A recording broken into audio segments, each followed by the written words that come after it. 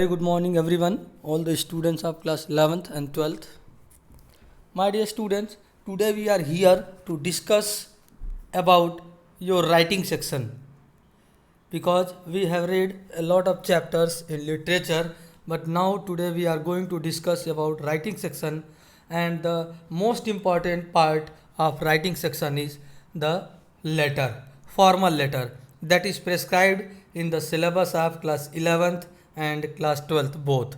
Okay, so formal letter today we are going to start because informal letter it is not in the syllabus of class 11th 12th. So today we are going to discuss the formal letter. First of all, let us come to know what is formal letter. A formal letter is written for official purposes. The tone of the letter is formal and structured. The agenda is to send across official information. Formal letters may be written to institutions, government departments, business letters, etc. Means overall you can understand what is formal letter I am telling you here. Formal letter means simply a letter which is written to an institutions, government employee, private organization, business or official purposes, then that is a formal letter. Okay, the simplest way, सबसे आसान शब्दों में अगर आप formal letter को समझ सकते हैं, so in this way you can understand it that formal letter when a letter is written to and institutions, government departments, business letters, official purposes, private or government organizations, then that kind of letter is a formal letter. Okay, that kind of a letter is a formal letter. So this I have told you what is formal letter. Now see what kind of formal letters are usually prescribed in your syllabus, because formal letters are of many kinds. Okay, formal letters में बहुत सारे letters आते हैं, अलग अलग तरह के बहुत सारे लेटर्स आते हैं. So first of all we are going to discuss here business letter. Okay, first one is business letter. This is in class 11th. Second is official letter. Third is letter to the editor and fourth is letter for a job application. Okay, 4 kinds of letters are usually prescribed in class 11th and 12th syllabus. Earlier, these all 4 kinds of syllabus, all 4 kinds of formal letters are prescribed in class 11th also as well as 12th also. But now, this year CBSE has bifurcated, divided the letter kinds into 2 different years. Means in class 11th you have to read business letter and official letter, while in class 12th you have to read letter to the editor and letter for a job application. Okay, so 4 kinds letter जो है 2 आपको class 11th में पढ़ने हैं और 2 आपको class 12th में पढ़ने हैं. Like first one is business letter.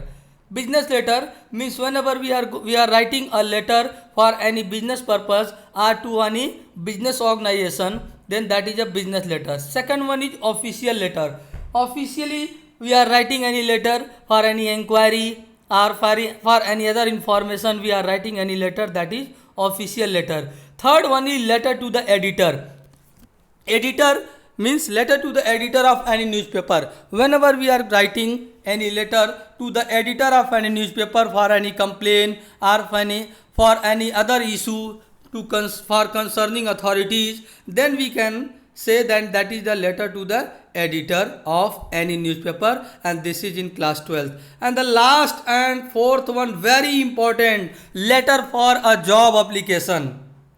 Fourth one is very important part, that's why it is prescribed in class 12th, because after class 12th or after completing your schooling you need this kind of letter very much, because we know very well in this today's technological world we don't use today's letter, but officially if you are talking it is very important thing. Like if you are going to apply for any post after your schooling, if you are going to apply anywhere in any company, any organization, private or government sector, wherever, then you need to write an application for that post.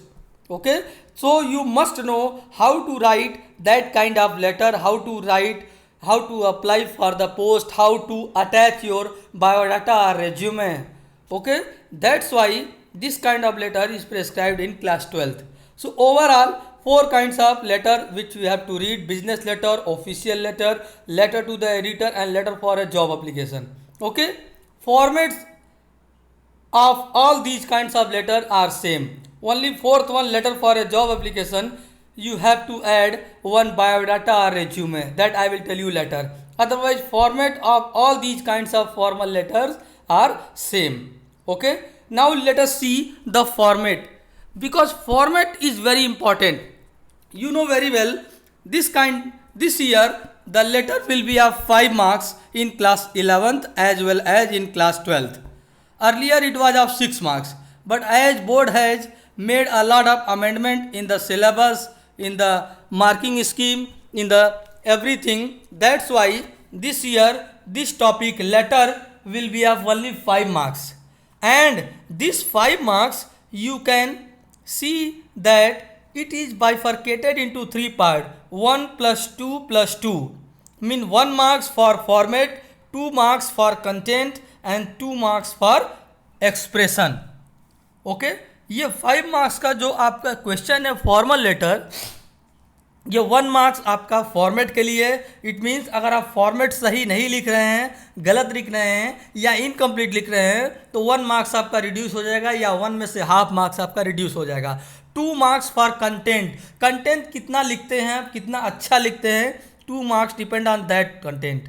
Okay, 2 marks for expression. Expression mean grammatical error, spelling error, sentence arrangement. Okay, these all things are observed and 2 marks are reserved for that. It mean 5 marks question में आपको 3 aspect है, 1 marks format के लिए, 2 marks content के लिए and 2 marks expression के लिए। तो 5 marks का आपका ये letter होता है।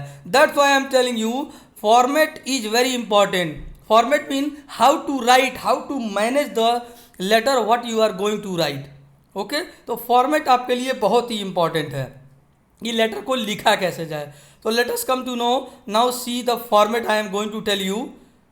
Format, whenever we are reading we are going to see format. Now in advanced writing skill, in class 11th 12th you are reading advanced writing skill. In advanced writing skill you must know that all the lines whatever you are writing, it should be in left indented form. Left indented form means whatever the lines you are writing, that should be started from the left side of your page. Okay, पहले क्या होता था, letter के format अलग अलग होते थे। कुछ पार्ट्स आपको पेज के लेफ्ट साइड में लिखना होता था और कुछ पार्ट आपको पेज के राइट साइड में लिखना होता था। But in advance writing skill you are using left indented form. That's why whatever the lines you are writing should be started from left corner of your page. Is that clear? हमेशा जब भी आप letter लिखना start करते हैं तो आपको page के लेफ्ट साइड से स्टार्ट करना है। ओके, तो लेटर लिखते समय उसके बहुत सारे पार्ट्स होते हैं। So let's discuss about first part, address. First we write sender address. Sender address mean the person who is writing that letter. Sender address हम लोग फर्स्ट पार्ट में सबसे पहले सेंडर एड्रेस को लिखते हैं। And sender address is usually given in the question. What ever the question you will get, जो भी क्वेश्चन आपको लेटर लिखने के लिए मिलेगा, यूजुअली होता है कि ये एड्रेस उसमें दिया होता है। Usually I am saying because कभी कभी लेटर में एड्रेस नहीं भी दिया होता है। ठीक है, तो अगर एड्रेस दिया हुआ है सेंडर एड्रेस क्वेश्चन में तो you will write the same address here. और अगर एड्रेस नहीं दिया हुआ है तो you can make your own address, your any other address you can write down there. अगर एड्रेस क्वेश्चन में नहीं दिया है तो आप अपने पास से कोई भी एक एड्रेस बना करके लिख सकते हैं। But the first aspect what we have to write in formal letter, that is sender address. Sender address लिखने के कुछ उसके फॉर्मूले, कुछ रूल्स होते हैं, उसके कैसे लिखा जाता है उसको ये ध्यान देना है पहले। बहुत बार होता है हम लोग बस लिख देते हैं simply Golghar Gorakhpur, but this is not a complete address because you are going to write a formal letter. Formal sorry formal letter, you are going to write formal letter. Formal letter whenever we are writing, that everything should be strictly formal. So if you are writing the sender address, there must be mentioned house number, okay, lane number, street number, or mohalla, colony, area, location, city. These all must be mentioned. ऐसा नहीं एक line में लिख दे. It should be in 2 line or 3 line. Okay, you can write pin code also. So there must be mentioned these all things. Means first aspect, you are writing that sender address, it must contain all information regarding the address. Okay, so it should be in 2 or 3 line. Clear? तो first we will write sender address. I have told you कि sender address कैसे लिखना है, मैं आपको बता दिया हूँ, फिर से बता दे रहा हूँ. उसमें हमें हाउस नंबर या lane number, street number mention करना सबसे पहले. उसके बाद वो एरिया, मोहल्ला, colony, location, whatever is there you must mention. After that you should mention city name, and city के साथ आप पिन कोड भी लिख सकते हैं if it is given in the question. Okay, so this one is clear. First is sender address. After that by skipping 1 line, by leaving 1 line, एक line छोड़ के आपको लिखना है डेट. याद रखेंगे skipping of line, leaving of 1 line is very important part, is very mandatory part to write any kind of formal letter. याद रखेंगे अगर आप फॉर्मल लेटर का फॉर्मेट सीख रहे हैं, फॉर्मल लेटर को लिखने जा रहे हैं, तो आपको अच्छी तरह पता होना चाहिए कि लाइन आपको कहाँ स्किप करना है और कहाँ नहीं करना है. Skipping of line is very mandatory part to write any formal letter. अगर आप लाइन स्किप नहीं कर रहे हैं, बीच में एक एक लाइन छोड़ नहीं रहे हैं जहाँ जहाँ इंपॉर्टेंट है, तो ये भी आपका इनकम्प्लीट फॉर्मेट, रॉन्ग फॉर्मेट माना जाएगा. इसलिए आपको लेटर के फॉर्मेट के साथ साथ ये भी जानना बहुत ज़रूरी है कि आपको लाइन कहाँ स्किप करना है, कहाँ नहीं करना है. ओके, तो like first you have written sender address, after that you have to skip 1 line, you have to leave 1 line, and you have to write date. Okay, date you have written 23rd August, whatever the date is there, 23rd August 2020, suppose that you have written. Okay, again you will skip 1 line, again you will skip here 1 line, and now you will write receiver address. receiver address क्या होता है? receiver address mean to whom we are sending our letter, to whom we are writing the letter. अब यहाँ पर आपको उसका address लिखना है जिस पर्सन को आप लेटर भेज रहे हो. Like the editor the Times of India Gorakhpur. Okay, suppose that आपको म्यूनिसिपल कॉरपोरेशन को लिखना है एक official letter, the municipal corporation Gorakhpur. Okay, DM को लिखना है डीएम गोरखपुर. ओके, कमिश्नर को लिखना है कमिश्नर गोरखपुर. ओके, तो जिसे भी आप लेटर लिखना चाह रहे हैं, यहाँ पर आप उस पर्सन का पोस्ट या नेम जो है और उसके बाद सिटी नेम. फिर से बता रहा हूँ, receiver address again should be in 2 line, whatever the details are given in the question. Receiver address हमेशा क्वेश्चन में दिया होता है, क्योंकि लेटर लिखना किसको है ये तो क्वेश्चन में ही देगा. सेंडर एड्रेस मैंने बताया कि कभी कभी हो सकता है सेंडर एड्रेस नहीं दिया होता है, but receiver address will always be given, don't worry. Receiver address आपके क्वेश्चन में दिया होता है, बिकॉज लेटर लिखना किसे है ये तो क्वेश्चन में जरूर बताएगा. तो जिसे भी लेटर लिखना है रिसीवर एड्रेस में, यहाँ पर आपको रिसीवर एड्रेस में उसका पोस्ट या नेम जो दिया है और उसके साथ सिटी नेम. याद रखेंगे city name is very important. जैसे आपने लिख दिया the editor the Times of India, तो कहाँ के? टाइम्स ऑफ इंडिया का बहुत जगह, हर शहर में उसका ऑफिस है, तो किस जगह भेजना चाह रहे हैं, तो there must be mention Gorakhpur. Okay, जो भी सिटी नेम है वहाँ पर आपको मेंशन करना है. Clear now? Again you will leave 1 line here. Receiver address I have told you, I think it is clear. Receiver address बिल्कुल क्लियर होना चाहिए कि जो भी क्वेश्चन में आपके रिसीवर एड्रेस जो दिया हुआ है जिसको लेटर भेजना है, वही सेम थिंग यहाँ पर आपको 2 लाइन या 3 लाइन में मेंशन कर देना है. Okay, now again you have to leave 1 line and you have to write subject. Okay, subject and respected sir ma'am, ये जो 2 पार्ट है, कभी कभी किसी बुक में आपको रिस्पेक्टेड सर ऊपर दिखाई देगा, सब्जेक्ट नीचे दिखाई देगा. ओके, तो don't worry about that, both formats are correct. Okay, कुछ in some books you can find कि रिस्पेक्टेड सर पहले दिया है और सब्जेक्ट बाद में दिया है. तो don't worry, both are same, both are correct. Don't worry about that, don't have any confusion in your mind. तो उसके बाद आप स्किप करेंगे 1 लाइन रिसीवर एड्रेस के बाद, and then you will write subject. Subject is the most important part for writing any formal letter, because you know very well कि जब कभी भी हम इनफॉर्मल लेटर लिखते हैं तो उसमें सब्जेक्ट नहीं लिखते हैं, बिकॉज इनफॉर्मल में हमें कोई फॉर्मेलिटी नहीं करनी होती है. इनफॉर्मल लेटर हम अपने फ्रेंड्स को, रिलेटिव को, कलीग्स को, नेबर्स को लिखते हैं. तो इसलिए उसमें हम सब्जेक्ट नहीं लिखते हैं। लेकिन जब कभी भी हम फॉर्मल लेटर लिखते हैं तो subject is very important part. Why it is important, I am giving you example. Suppose that you are writing a letter to the DM of Gorakhpur. Suppose that आप एक लेटर लिख रहे हैं गोरखपुर के डीएम को। तो जब गोरखपुर के डीएम को आप लेटर लिख दिए, सपोज दैट 1 पेज का पूरा लेटर है, तो DM does not have much time to read your whole letter. DM के पास इतना टाइम नहीं रहेगा कि आपके पूरे लेटर को वो पढ़ेगा। वो केवल पहले सब्जेक्ट मैटर देखेगा कि सब ये लेटर किस बारे में लिखा गया है। कोई कंप्लेन लेटर है कि कोई प्रॉब्लम किसी को है, या कोई और किसी पर्पज से लिखा गया है, क्यों लेटर लिखा गया है, पहले डीएम ये देखेगा। तो उसके लिए वो उस सब्जेक्ट मैटर को देखेगा। इसलिए फॉर्मल लेटर में सब्जेक्ट बहुत ही इंपॉर्टेंट पार्ट होता है। सब्जेक्ट अगर हम मिस कर दे रहे हैं या नहीं लिख रहे हैं सही, तो वो हमारा गलत माना जाएगा। क्योंकि सब्जेक्ट ही सबसे पहले, कोई भी लेटर जब कहीं ऑफिशियली कहीं भी जाता है, प्राइवेट या गवर्नमेंट एम्प्लॉय कोई ऑर्गेनाइजेशन में, डिपार्टमेंट में कहीं भी जाता है, तो सबसे पहले उसका सब्जेक्ट देखा जाता है कि उस लेटर जो है किस पर्पज से लिखा गया है, क्या इशू है उस लेटर को लिखने का। पूरा लेटर पढ़ने का टाइम पहले सबके पास नहीं होता है। पहले वो एक लाइन वो सब्जेक्ट देख लेगा, उसके बाद अगर वो ऐसा कुछ रहेगा तब वो डिटेल में उसको देखते हैं। So you can understand the how important subject matter is. Okay, तो सब्जेक्ट आपको लिखना है to the point. It should be written in 1 or 2 line. याद रखेंगे, सब्जेक्ट आपको 1 से 2 लाइन में केवल लिखना है। ये नहीं कि 4 लाइन 5 लाइन आप सब्जेक्ट में ही लिख दिए। Should be written in only 1 or 2 line maximum, note. Okay, इससे ज़्यादा नहीं लिखेंगे। After that you will write greeting और सैल्यूटेशन।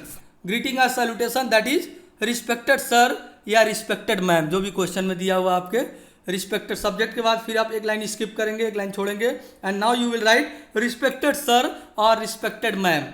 ओके, याद रखेंगे, जब कभी भी आप फॉर्मल लेटर लिखते हैं तो रिस्पेक्टेड वर्ड का यूज करना चाहिए आपको हमेशा ही। डियर सर या डियर मैम जो होता है वो हम यूजुअली इस वर्ड को अवॉइड करते हैं। वो आप कभी कभी बिजनेस लेटर में लिख सकते हैं कि एक फर्म, एक कंपनी जो है दूसरी कंपनी को कोई लेटर लिख रही है, so they can write dear sir or dear ma'am. But usually if you are writing official letter, letter to the editor or letter for any job application, okay, whenever you are writing these kind of letter, you always write respected sir. ठीक है, आपको respected sir या respected ma'am लिखना है, dear sir या dear ma'am नहीं लिखना है। बिकॉज डियर हम उसको लिखते हैं जिससे हम वेल अवेयर होते हैं। जैसे मैंने आपको एग्जांपल दिया कि आप गोरखपुर के डीएम को लेटर लिख रहे हो, तो जब गोरखपुर के डीएम को लेटर लिख रहे हो, how can the person known to you, how can the person dear to you. Gorakhpur के डीएम को अगर आप लेटर लिख रहे हैं तो डियर, आप डियर सर नहीं लिख सकते हैं, because the person is not well known to you and you are writing a letter to an authorized person, to a respected person. That's why you should write respected sir और respected ma'am. Dear sir का use usually हम business letter में कर सकते हैं। Other जगह पे हम कोशिश करना चाहिए हमें कि रिस्पेक्टेड सर या रिस्पेक्टेड मैम ही लिखना चाहिए। Okay, now it is clear. Now again you will skip 1 line here, you will leave 1 line here. And now body of the letter. Body of the letter mean the main content of the letter. अब आपका main letter जो आपको लिखना है, word limit you know very well, 120 to 150 words. याद रखेंगे, letter की जो वर्ड लिमिट काउंट होती है वो केवल और केवल बॉडी ऑफ द लेटर में काउंट होती है। बॉडी ऑफ द लेटर में जो आप लिख रहे हैं उसको केवल काउंट किया जाता है, बाकी जो ऊपर लिखे हैं उसे नहीं काउंट किया जाता है। So you must write here too much the content. That's why I have written in 2 to 3 paragraph. याद रखेंगे, बॉडी ऑफ द लेटर अक्सर मैंने स्टूडेंट्स को देखा है, जब बॉडी ऑफ द लेटर लिखते हैं तो वो एक ही पैराग्राफ में लिख देते हैं खूब ढेर सारा। But don't write like that. You are writing a professional letter, a formal letter. So you must mention in 2 to 3 paragraph your whole letter. Okay? Whenever you are going to start your letter, first you should write in first paragraph, you should mention your problem, your issue, that why have you written that letter. Okay, पहले paragraph में आपको लिखना चाहिए letter के बारे में कि आपने वो लेटर क्यों लिखा है, किस प्रॉब्लम से लिखा है, क्यों क्या इशू है या किस पर्पज से आपने वो लेटर लिखा है। In second paragraph you will conclude that letter and third paragraph you will ask for the solution for that problem. So कोशिश करेंगे 3 पैराग्राफ में लिखिए। अगर 3 पैराग्राफ तक आपका लेटर एक्सटेंड नहीं हो पाता है so try to write at least 2 paragraph, don't write less than 2. अगर आप 1 पैराग्राफ में लिखते हैं so it is also not a perfect letter. तो जब कभी भी आप बॉडी ऑफ द लेटर लिखते हैं अपने वर्ड्स में लिखिए, जो भी लिखना चाह रहे हैं अपने वर्ड्स में लिखिए, as per the subject matter of the letter. Whatever you are having the word in your mind, write down there, no don't worry, okay जो भी आप लिखना चाह रहे हैं लिखिए, लेकिन वर्ड लिमिट 120 टू 150 वर्ड्स है, इसलिए पैराग्राफ 2 to 3 पैराग्राफ होना चाहिए, एक ही पैराग्राफ में आपको पूरा मेंशन नहीं करना है। And that's why I have written body of the letter should be in 2 to 3 paragraph. Clear? Body of the letter को ऐसे और अच्छे ढंग से लिखते हैं, कैसे इंप्रेसिव ढंग से लिखते हैं, मैं आपको नेक्स्ट वीडियो में आपको फिर से बताऊंगा कुछ एग्जांपल्स के साथ कि बॉडी ऑफ द लेटर को और कैसे एक्सटेंड करें और कैसे क्या करना है, वो आपको आगे बताऊंगा। But this remember that body of the letter ये आपका 2 to 3 पैराग्राफ में होना चाहिए। आफ्टर दैट जैसे ही body of the letter 2 to 3 paragraph over हो रहा है, you will skip one line and you will write thanking you. Okay, thanking you it's also very important part of formal letter. In formal letter जब हम लोग लिखते हैं तो उसमें थैंकिंग यू नहीं लिखते हैं, लेकिन फॉर्मल लेटर में हमें हमेशा थैंक यू लिखना पड़ता है, चाहे वो बिजनेस लेटर हो, ऑफिशियल लेटर हो, लेटर टू द एडिटर हो, या letter for a job application हो। Thanking you it's a very important part. In the last after skipping one line thank you के बाद you will write yours sincerely. याद रखेंगे your है ये yours, yours YOURS है, योर्स, योर नहीं है, that's why you must understand your yours sincerely, या आप लिख सकते हैं योर्स फेथफुली। ओके, अब योर्स सिंसियरली को आप अपोजिट में भी लिख सकते हैं, सिंसियरली योर्स, तब भी आपका वो सही होगा, बल्कि और भी ज़्यादा परफेक्ट होगा। योर्स सिंसियरली या sincerely yours both are correct, या वैसे ही योर्स फेथफुली या faithfully yours both are correct. Okay, so these all thing you can write, but remember this yours में अपोस्ट्रॉफी यस नहीं है, directly you have to write yours YOURS, yours sincerely. After that you will write name, whatever the name is given in the question, अगर दिया हुआ है जो question name में, name वो सेम लिखेंगे यहाँ पर, और अगर कोई नेम क्वेश्चन में नहीं दिया है you can write any name here. Okay, तो yours sincerely after that name, इन दोनों के बीच में लाइन कोई स्किप नहीं करना है। योर सिंसियरली के बाद डायरेक्टली नेम लिख देना है जो भी क्वेश्चन में दिया होगा, क्वेश्चन में नेम नहीं दिया है तो इसको आप डायरेक्ट अपने पास से कोई नेम लिख सकते हैं। Okay, so this all I have told you about the format of the letter. Once again I am telling you, first of all you will write sender address, you will skip one line, after that you will write date, then you will leave one line, after that you will write receiver address, then after you will skip one line, then you will write subject matter, subject of the letter in 1 or 2 line, and then you will skip one line, after that you will write respected sir or respected ma'am, you will write, and after that you will leave one line, after that you will write body of the letter in detail in minimum 2 to 3 paragraph, after that you will leave one line and thanking you will write, and in the last you will write yours sincerely or sincerely yours, yours faithfully or faithfully yours, and in the last you will write name. Okay, if the post is given in the question you can write post also. So this is the last part of the letter, your formal letter, yours sincerely, and after that you will write name. So in this way your format of the letter of formal letter, that I have told you format and about kinds and what is formal letter, that all I have told you. Okay, in next content I will give you some of the examples of formal letter of each and every formal letter, like business letter, official letter, letter to the editor, and letter for a job application. All kinds of example I will give you in the next video. So I hope you have got the format of the formal letter, kinds of formal letter, and this video will help you to understand in a better way about the formal letter. So my dear student, we will meet again in the next video. Thank you.